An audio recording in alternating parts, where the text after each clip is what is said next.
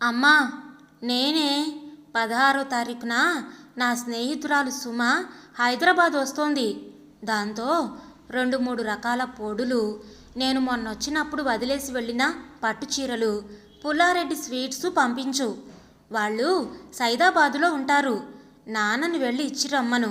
నేను వచ్చేటప్పుడు వాళ్ళకి బోల్డ్ వస్తువులు తెచ్చాను. మొదలైంది పొద్దున్నే కృష్ణవేణికి కూతురు స్రవంతి నుండి ఈ ఇండియా అమెరికాల మధ్య సరఫరా చర్చలు.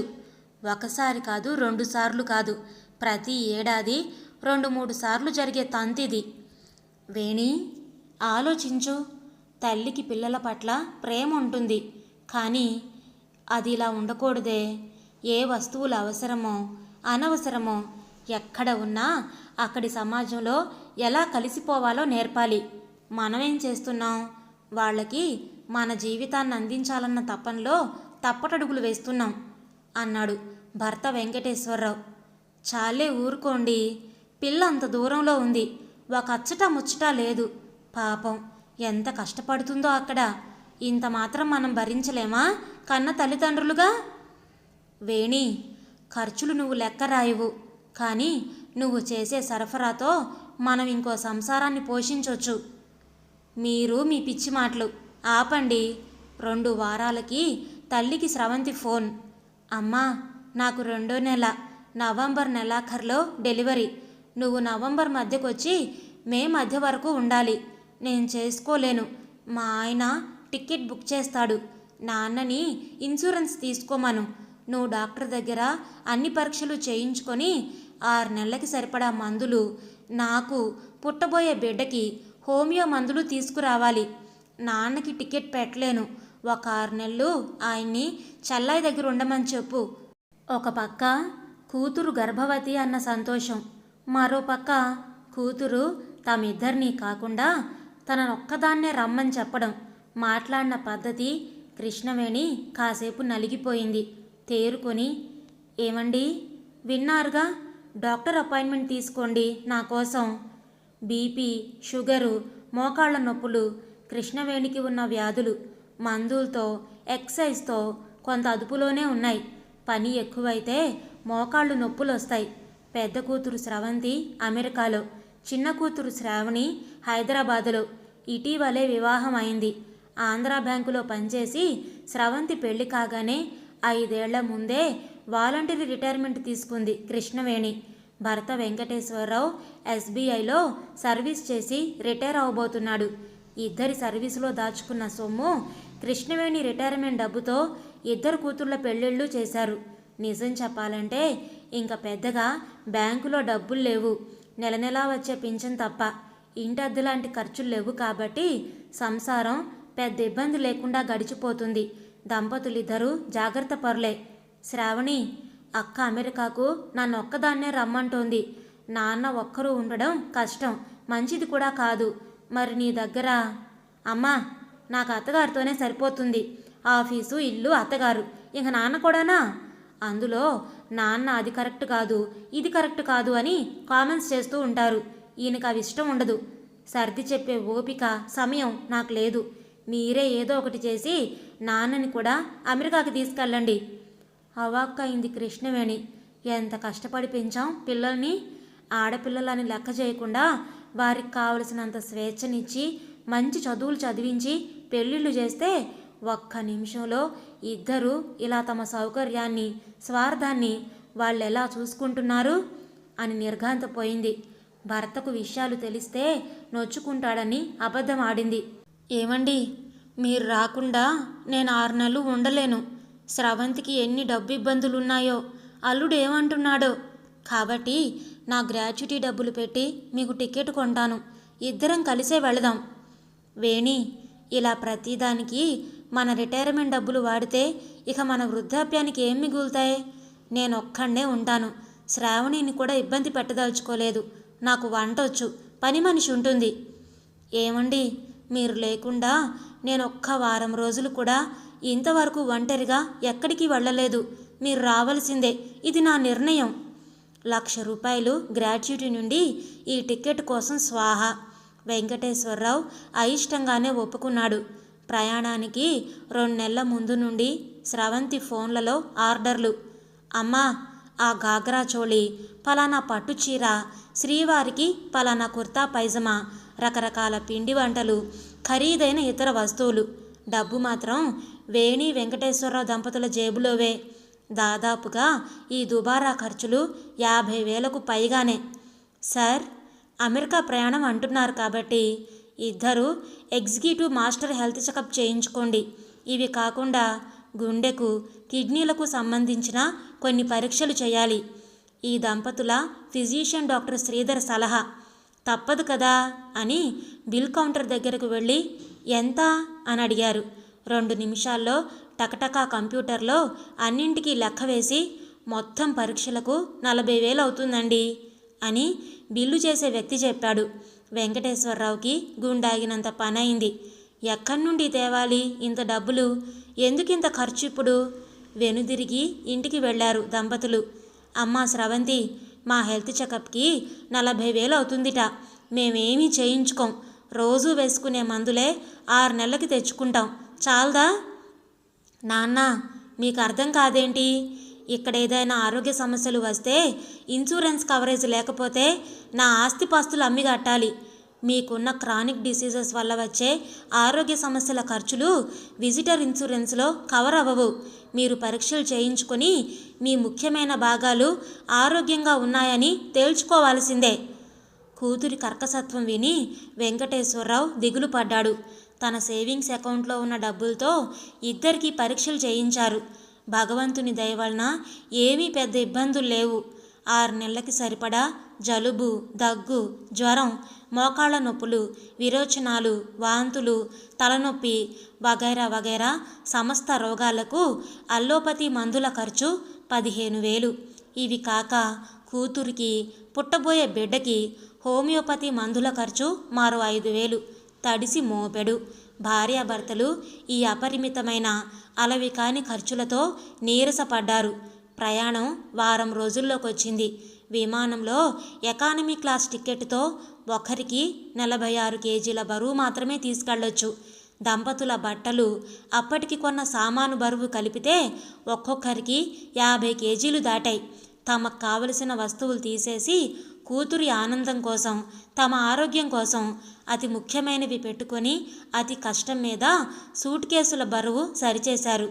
వెళ్లే ముందు రోజు రాత్రి స్రవంతి అత్తగారి నుండి ఫోన్. వదినగారు, నేను మర్చిపోయాను. మా వాడికి జీడిపప్పు పాకం చాలా ఇష్టం. 2 కేజీలు అవి. వాడికి, అమ్మాయికి బట్టలు, అలాగే మా అమ్మాయి వస్తువులు కొన్ని ఇస్తాను, పట్టుకెళ్ళండి. వియ్యపురాలు కావడంతో మొహమాట పడి అలాగే అంది కృష్ణవేణి. వేణి, మన లగేజీ నిండింది. ఎక్కడ పెడతావివి? ఏమండి, హ్యాండ్ లగేజీలో పెట్టుకుందాం. బాగుండదు. అల్లుడు, వియ్యాలవారేమైనా అనుకుంటారు. 7 కేజీల హ్యాండ్ లగేజీలో వియ్యాలవారి వస్తువులు పట్టించేసరికి అవి కూడా నిండాయి. అన్నీ సర్దుకొని ఇల్లు తాళం పెట్టి బయలుదేరారు దంపతులు. వాషింగ్టన్ విమానాశ్రయంలో స్రవంతి, అల్లుడు రిసీవ్ చేసుకున్నారు. బయటకు రాగానే కారెక్కేలోపు ఒళ్ళు గడ్డ కట్టుకుపోయేంత చలి. బ్రతుకు జీవుడా అని ప్రయాణపు అలసటతో ఇంటికి చేరారు. ఇక మొదలైంది వారికి నరకం. స్రవంతి నిండు చూలాలు కావడంతో ఇంటిల్లిపాది వంట భారం వేణిపైనే పడింది. ఇవి కాక 2 పూటల సింకు నిండా అంట్లు, వారానికొకసారి ఇల్లు వాక్యూమ్ క్లీనింగ్, బండెడు బట్టలు ఉతకడం. రోజంతా ఊపిరి పీల్చుకునే సమయం లేకుండా వేణి పగలు రాత్రి పనిచేస్తుంది. మొదట్లో వెంకటేశ్వరరావు భార్యను పట్టించుకోలేదు. మెల్లమెల్లగా వేణిపై ఉన్న పని భారం అర్థమైంది. సహాయం చేయడం మొదలుపెట్టాడు. అంట్లు తోమడం, బట్టలు వాషర్ డ్రయర్లో వేయడం. భారంగా రోజులు గడుస్తున్నాయి. పిల్ల కాన్పయింది. బారసాల చేశారు. మొత్తం వంట కృష్ణవేణిదే. దాదాపు 50 మంది. ఆ రోజు మొదలయ్యాయి ఆమెకు ఆరోగ్య సమస్యలు. విపరీతమైన మోకాళ్ల నొప్పులు, మెడ చేతుల నొప్పులు. గ్లాస్ ఎత్తలేదు, అడుగు వేయలేదు. చంటి బిడ్డకు స్నానం చేయించాలి, కూతురికి సహాయం చేయాలి. బండెడు పని ఇంట్లో. అతి కష్టం మీద ఎవ్వరికీ చెప్పకుండా 1 నెల గడిపింది వేణి. తర్వాత మెల్లగా స్రవంతికి చెప్పింది. స్రవంతి, నాకు విపరీతమైన మెడనొప్పి, మోకాళ్ళ నొప్పులు వస్తున్నాయి. పెయిన్ కిల్లర్స్ పనిచేయడం లేదు. ఇక్కడెవరైనా డాక్టర్? స్రవంతి, అమ్మా, నేను ముందే చెప్పాను, ఇండియాలో ఆరోగ్య సమస్యలకు ఇక్కడ డాక్టర్లు అక్కడ్లా అందుబాటులో ఉండరు. ఇక్కడ ఒక ఇండియన్ డాక్టర్ ఉన్నాడు. అపాయింట్మెంట్ కోసం ప్రయత్నిస్తాను. కానీ నువ్వు హైదరాబాద్ డాక్టర్కి ఫోన్ చేసి కనుక్కో. ఏమైనా మందులు చెప్తే తెప్పిస్తాను. స్రవంతి, అవన్నీ అయిపోయాయి. డాక్టర్ ఫోన్లో చెప్పలేను అని అంటున్నారు. నువ్వు ఇక్కడ అపాయింట్మెంట్ తీసుకో. అతి కష్టం మీద మరో వారం తర్వాత డాక్టర్ అపాయింట్మెంట్ దొరికింది. ఫీజు $100. ఇన్సూరెన్స్లో కవర్ అవ్వదు. తెచ్చుకున్న డాలర్లలో 100 ఇచ్చింది Veni. Sravanthi, your mother may need complete rest for a week. If even after that the pains don't reduce, we need to do a scan of her neck and knees. They will cost $1000. Insurance does not cover this. స్రవంతికి గుండెలో రాయి పడింది. $2000 అని మారు మాట్లాడకుండా తల్లిని ఇంటికి తీసుకొచ్చింది. 1 వారం పాటు పని తనే చేసుకుంది. వేణి నొప్పులు తగ్గలేదు. నాన్న, ఏం చేయను? $2000 పెట్టి పరీక్షలు చేయించే స్తోమత నాకు లేదు. మా ఆయన ఏంటి గోలా అని విసుక్కుంటున్నారు. అమ్మ ఓర్చుకోవాల్సిందే. ఇంకా 4 నెలలుంది మీ 6 నెలలు పూర్తవడానికి. నాకు బిడ్డ, మీ సాయం కావాలి. ఎలా? ఇంకో వారం చూద్దామని వేణి సర్ది చెప్పింది. నొప్పులు తగ్గకపోగా మానసిక ఒత్తిడితో, చలి విపరీతం కావడంతో, అసలు వ్యాయామం లేకుండా బయటకు వెళ్ళలేని మంచు కురిసే సమయంలో రోగం మరింత తీవ్రమైంది. వేణి పూర్తిగా మంచాన పడింది. వెంకటేశ్వరరావు వెంటనే ఒక నిర్ణయానికి వచ్చాడు. అమ్మ స్రవంతి, మీ అమ్మ ఇలానే ఉంటే చాలా కష్టం. మేం వెంటనే ఇండియా వెళ్ళిపోతున్నాం. టికెట్ మార్పించుకున్నాం. రేపు ఆదివారం మా ప్రయాణం అని తెగేసి చెప్పేశాడు. షాక్ తింది స్రవంతి. అమ్మ పరిస్థితి చూసి ఏమీ అనలేకపోయింది. మొహాలు నల్లగా పెట్టుకొని స్రవంతి, ఆమె భర్త వేణి దంపతులను ఇండియా విమానం ఎక్కించారు. 2 రోజుల ముందు నుండే ఇండియా అనగానే వేణిలో ఉత్సాహం మొదలైంది. హైదరాబాదులో దిగారు. డాక్టర్కి చూపించుకున్నారు. స్పాండిలైటిస్, ఆర్థరైటిస్, చలికి, శారీరక ఒత్తిడికి తీవ్రతరమయ్యాయని డాక్టర్ చెప్పాడు. తగిన వ్యాయామాలు, మందులు వాడి కుదుట పడ్డానికి 1-2 నెలలు పట్టింది. పిల్లల సహాయం లేకుండానే మొత్తం భారాన్ని వెంకటేశ్వరరావు మోశాడు. భార్యను కంటికి రెప్పలా కాపాడుకున్నాడు. ఆ 2 నెలలు వారిద్దరి మధ్య అమెరికాలో ఇంటికి బందీ అయ్యే జీవితం, ఆ చలి, పిల్లల స్వార్థంతో కూడిన నిస్సహాయత, చర్చాంశాలు. భారతదేశం స్వర్గం అన్న భావన కలిగింది. స్రవంతి నుండి తల్లికి ఫోన్. అమ్మా, మీరు ముందొచ్చేశారని మా అత్తగారు బయలుదేరుతున్నారు అమెరికాకు. నాకు చాలా వస్తువులు కావాలి, మీరు కొనివ్వండి. వేణి మనసు ఉగ్రమైంది. స్రవంతి, మా దగ్గర ఇంకా వనరులు లేవు. మా సేవింగ్స్ అంతా ఖర్చయిపోయాయి. మా జీవితం మొత్తం మీకోసం అన్నట్లుగానే బ్రతికాం. ఇప్పటి వరకు కూడా మీకెటువంటి ఇబ్బంది లేకుండా అన్ని ఖర్చులు మేమే పెట్టుకున్నాం. కానీ ఇక మా వల్ల కాదు. నీ ఆడంబరాలకు నీకు నిరంతరం సప్లై చేయడానికి మా దగ్గర డబ్బులు లేవు. మీ ఆయనో నువ్వో మీ అత్తగారికి డబ్బులు పంపించి మీకు కావలసిన వస్తువులు తెప్పించుకోండి. మేం చిల్లి గవ్వ కూడా ఖర్చు పెట్టాం. అంతేకాదు, ఇక ముందు నీకేది కావాలన్నా మీరు ఇండియా వచ్చినప్పుడు మీ డబ్బులతో కొనుక్కోండి. మీరు మా ఇంటికి ఎప్పుడైనా రావచ్చు. నాకు చేతనైంది వండి పెడతాను. కానీ మీ గొంతెమ్మ కోరికలు తీర్చలేను. సారీ అమ్మా. ఈ విషయం మీ ఆయనకు కూడా చెప్పు. స్రవంతికి నోట మాట రాలేదు. ఫోన్ పెట్టేసింది. వెంకటేశ్వరరావు ఆశ్చర్యపోయాడు. వేణి, ఈ పనే 2 ఏళ్ల నాడు చేస్తే ఎంత బాగుండేది. మన చరమాంకానికి డబ్బులు మరింత మిగిలేవి. ఇప్పటికైనా మించిపోయింది లేదు. నేను ప్రైవేటు బ్యాంకులో కన్సల్టెంట్గా చేరతాను. నాకు ఓపిక ఉన్నన్నాళ్ళు చేస్తాను. మన ఇద్దరి వరకు హాయిగా జరిగిపోతుంది. పిల్లల పెళ్ళిళ్ళు చేశాం, చాలు.